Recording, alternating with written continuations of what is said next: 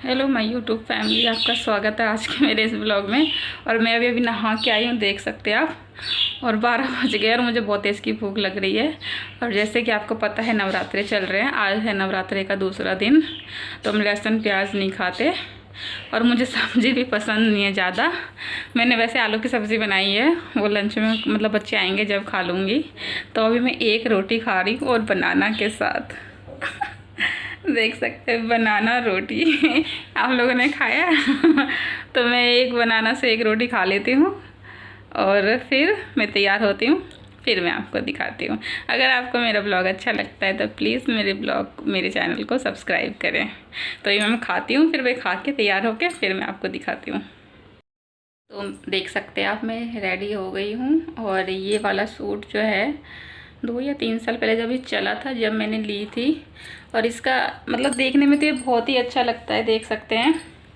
और मैंने केला रोटी खा लिया है और सच में पेट नहीं भरा है मेरा, लेकिन मैं अभी नहीं खाऊंगी और क्योंकि पतला होना है, मोटू होती जा रही मैं दिन पर दिन मेरा पता नहीं क्यों एकदम से वजन ना बहुत तेज़ी से फैलने लग गया है। और चेहरे पे स्वेलिंग, बॉडी में स्वेलिंग, हाथ पैरों में स्वेलिंग आने लग गया है।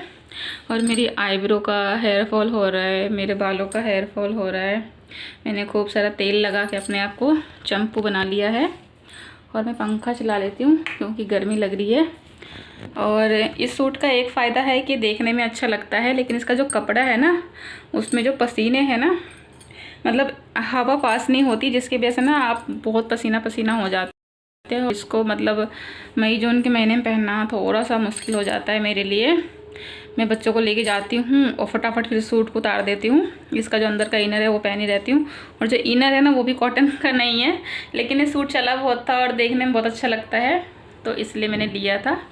और इसके साथ वाइट प्लाजो वेयर किया है मैंने। और ये रही वाइट चुन्नी, जो कि हल्का हल्का पीला हो गया है क्योंकि इसको मैंने कई सारे सूट के ऊपर ले चुकी हूँ, बहुत पुराना हो गया है ये। तो अब इसको लास्ट बार इसी सूट के साथ यूज़ करूँगी, फिर निकाल दूँगी। और अभी दिखाती हूँ मैं आपको मंदिर अपना, आप भी दर्शन कर लीजिए माता रानी के। तो अभी लाइट्स जलाया नहीं है मैंने, लाइट्स ऑन कर देती हूँ। एक और दो लाइट्स ऑन कर दिया है मैंने। तो ये मैं आपको दिखाती हूँ, ये देख सकते हैं माता रानी का मंदिर कितना प्यारा लगाया है मेरे हस्बैंड ने। जय माता दी। और घर का तो सारा काम हो ही चुका है। फ्लैग कैसे कर दिया इन लोगों ने। ये स्कूल में बच्चे लेके गए थे एक्टिविटी में, अभी मैं इसको सेट कर देती हूँ, थोड़ा सा हो रहा है। और फिर मैं इस कमरे में बैठी हुई हूँ और अभी मैं लेने जाऊँगी बच्चों को। और मैं आपको बताती हूँ यार, दिल्ली में अगर आप रहते हो तो दिल्ली में कितनी गर्मी है। और जब मैं दूसरे मकान में रहती थी तो वो मैं 3rd फ्लोर पे रहती थी। और 3rd फ्लोर पे मतलब आप 2 कमरे थे, मतलब 80 या 85 गज का वो प्लाट था। और उसके ऊपर मतलब तीसरी मंजिल पे सिर्फ 2 कमरे बने हुए थे और बाकी सारा खुला था। और जब उस मकान में शिफ्ट हुई थी, जब सिर्फ मन्नू जो मेरी बेटी अभी 4th में गई है, वो उस टाइम पे सिर्फ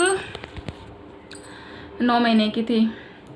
और आप यकीन नहीं मानोगे, मैंने उसमें 6 साल निकाले। और मैंने कैसे निकाले हैं वो मुझे पता है, क्योंकि उस टाइम पे हमारे पास पैसे की बहुत तंगी होती थी। 2 बच्चे हो गए थे, सैलरी बहुत कम थी, गुजारा करना बहुत मुश्किल था और किराया देना भी बहुत मुश्किल हो रहा था मेरे लिए। तो अगर आप दिल्ली में रहते हैं तो मैं आपको बताती हूँ आज एक चीज़, अगर आप ऐसे करते हैं तो आपको ये बहुत अच्छी जानकारी मिलेगी आज के इस ब्लॉग में।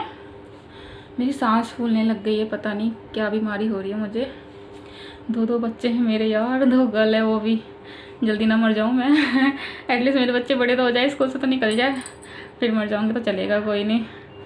और तो हमारे पास ना उस टाइम पे ना 8,000 का कमरा किराया था हमारा, और हमारे लिए बहुत मुश्किल होता था, ये भी स्कूल जाने लग गई थी। तो फिर हमने क्या किया, हमने बैंक से लोन लिया था। लोन हमने 2.5-3 लाख तक का लिया था, 2.5 लाख का लिया था। 1 लाख की हमारे पास सेविंग थी, मैंने मम्मी के यहाँ पे कमेटी डाली थी तो मुझे 1 लाख वहाँ से मिला था। उसमें से भी 20,000 रुपये खर्च ही हो गया था, तो 80,000 ही बचा था। तो फिर 2.5 लाख हमें बैंक से मिला नहीं था, बैंक से थोड़े बहुत पैसे कट के मिलते हैं, कुछ जो लोन पास करवाते हैं उनको देना पड़ता है। तो सब कट पीट के मुझे 220 ही मिला था और 80 मेरे पास था, तो 3 लाख हो गए थे। और 1 लाख मेरे हस्बैंड ने किसी से 10 लिया, किसी से 20, किसी से 50, ऐसे करके फिर हमें 4 लाख में ना उस सिक्योरिटी पे मकान मिला था। सिक्योरिटी पे मकान मतलब जो मिलता है ना, वो एक तरह से वो आपका अपना ही होता है। वो जैसा आपको मकान देते हैं उसको वैसा ही आपको देना होता है। अगर नलके की फिटिंग ख़राब हुई है तो वो आपको सही करवा के देना पड़ेगा। अगर उन्होंने वाइट वॉश करवा के दिया है और आपसे गंदा हो गया है तो आपको वाइट वॉश करवा के देना पड़ेगा। मोटर सही है तो मोटर ठीक है, अगर मोटर ख़राब है तो आपको ठीक करवाना पड़ेगा।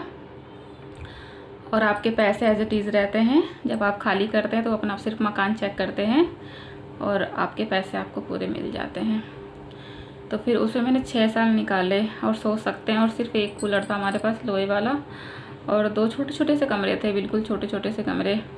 एक में सारा सामान ही आ जाता था और एक में हमारा बेडरूम था। तो हमने मतलब उसमें ऐसे निकाले थे ना दिन कि बस कैसे भी कर्जा उतर जाए। जो हमने लोन वगैरह लिया था, फिर हमारा 6 साल लग गया था हमारे को कर्जा वर्जा उतारने में या थोड़ी सी सेविंग करने में। फिर जाके हम इस मकान में आए हैं। तो इस मकान में थोड़ी सी में राहत, थोड़ी नहीं बहुत राहत है इसमें। नहीं तो इस टाइम पे वहाँ पे पता है चेहरा जलता था हमारा। बेड जो होते थे ना, बेड जलते थे, चद्दरें जलती थी, इतनी गर्मी होती थी वहाँ पे। और सीधी हवा आती थी, धूप आता था पूरा दिन, बहुत बुरा हालत होता था। हम तो बिल्कुल गर्मी में जो बच्चे सड़ नहीं जाते हैं, रैशेस हो जाते हैं, वो हो जाते थे। और लेकिन फिर भी यार पैसों की कमी की वजह से पैसे बचाने भी थे। अब हमने पैसे, वही पैसे हमने बैंक वाले को दिया तो हमारा पैसा अपना हो गया। तो इसलिए हमने इस तरह से किया और हम वहाँ पे 6 साल रहे। लेकिन वहाँ की बहुत अच्छी अच्छी यादें भी है। जैसे शाम को हम छत पे चले जाते थे, ठंडी हवा आती थी, बारिश में बच्चे नहा लेते थे, बच्चे खेल लेते थे शाम के टाइम से। दिन भर तो अंदर रहते थे, शाम के टाइम से खेल लेते थे। लेकिन उसमें ये हाल था हमारा कि सर्दी में ठंड लगती रहती थी, गर्मी में गर्मी लगती रहती थी और बारिश में हम गीले गीले घूमते थे। तो फ़ायदे भी थे, नुकसान भी थे। एक जगह पैसे जोड़ने थे तो एक जगह थोड़ी सी तकलीफ वो करना था। तो अभी भी मतलब सबके घरों में एसी लगा है यार। हमारे घर में तो एसी का छोड़ो, कूलर भी नहीं। एक छोटा सा कूलर है प्लास्टिक का, मैं आपको दिखाती हूँ। देखा, ये कूलर है हमारे पास। तो सोच रहे हैं कैसे भी करके कूलर ले लें, या एसी की तो बजट नहीं है हमारी भाई। और शहर में रह के बच्चों को पढ़ाना लिखाना सब कुछ देखना बहुत इजी नहीं है, बहुत मुश्किल होता है, बहुत मुश्किल। तो मैं अभी जा रही हूँ बच्चों को लेने, नहीं तो रिक्शे वाले भैया का फ़ोन आ जाएगा। और अगर आप लोग को मेरा ब्लॉग अच्छा लगता है, आज मैंने अपनी ज़िंदगी से जुड़ी एक स्टोरी सुनाई है आपको। मेरे तो बहुत सारे ऐसे स्टोरी है। सुना, अगर आप मतलब धीरे धीरे जुड़ोगे मेरे साथ तो आपको समझ में आएगा कि ज़िंदगी आसान नहीं होती है, बहुत मुश्किल होती है। और लव मैरिज उससे भी ज़्यादा मुश्किल होती है। अगर आप लोग लव मैरिज करने के सोच रहे हैं तो थोड़ा सा सोच समझ के करें। लव मैरिज के फ़ायदे भी हैं, नुकसान भी है।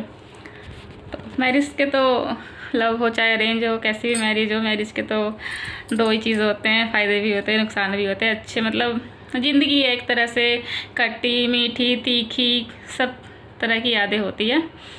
तो आज का ब्लॉग मैं यहीं पे एंड करती हूँ। अगर आपको मेरा ब्लॉग अच्छा लगता है तो प्लीज़ सब्सक्राइब करें, लाइक करें और बाय बाय।